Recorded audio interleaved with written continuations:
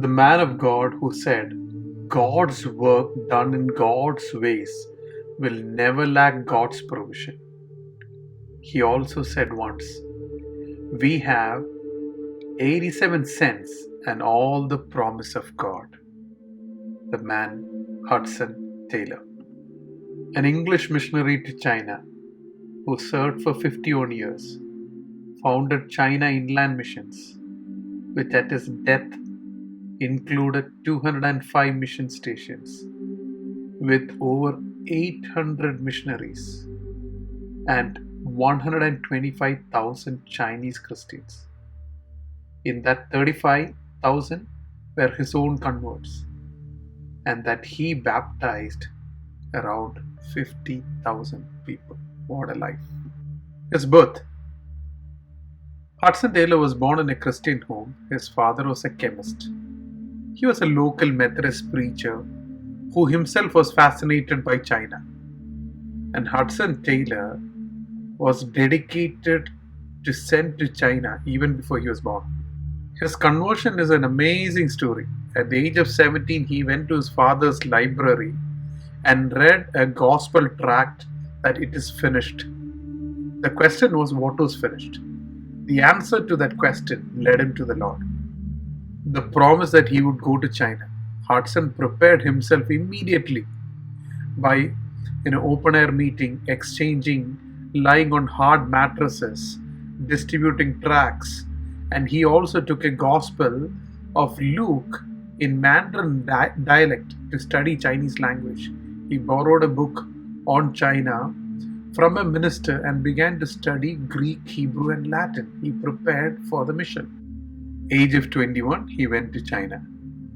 He landed in Shanghai. There was great rebellion, war. Then he resigns from the society through which he went, and he goes back to China. 1865, China Inland Mission is born. With heavy burden, he asked God for 24 missionaries. He opened a bank account with $50. There were soon volunteers and money began to come in. At this time, Spurgeon heard about Taylor and was impressed by the zeal of China. Apparently, God was too, for within a year, 24 volunteers were raised and $13,000 were raised. He actually served in China for 50 years. There was so much of fruit.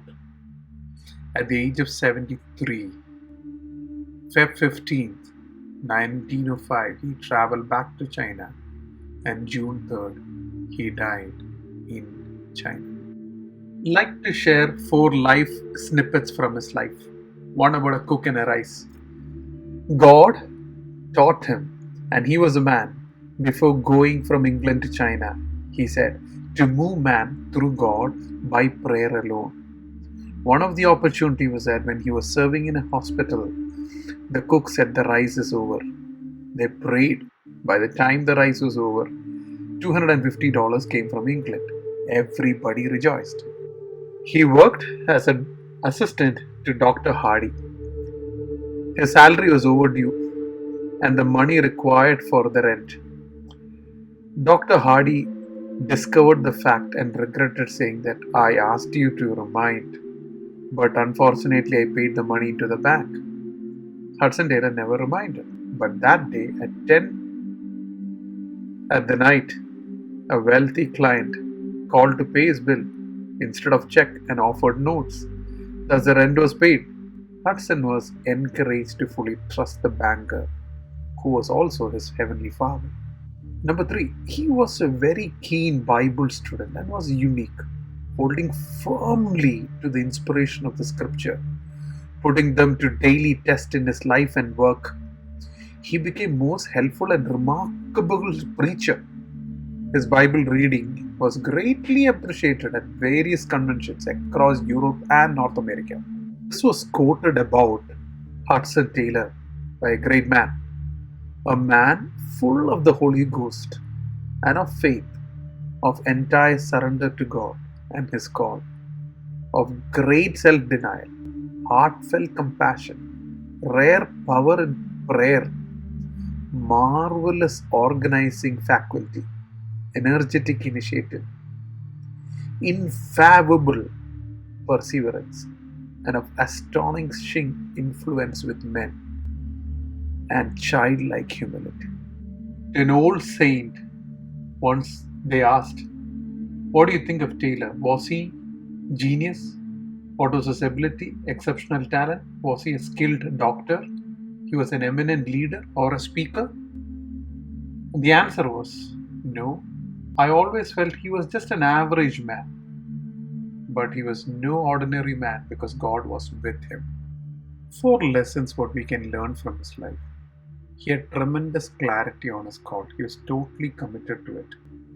One person who was next to him when he died, he said, thousands of angels have welcomed him as one who has glorified their God. His preparation for ministry, great lesson how he went and learned Chinese language, all the hardships. He was totally committed. Are we? He was consistent. At that time, 5 to 6 times going back to China every time, beyond what you can think.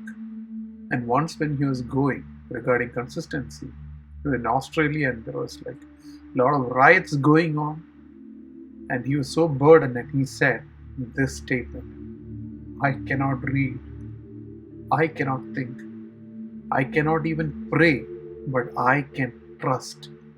He said that in the darkest hour of that black time. What is our call? Are we clear? Do we do preparations for it? Are we committed?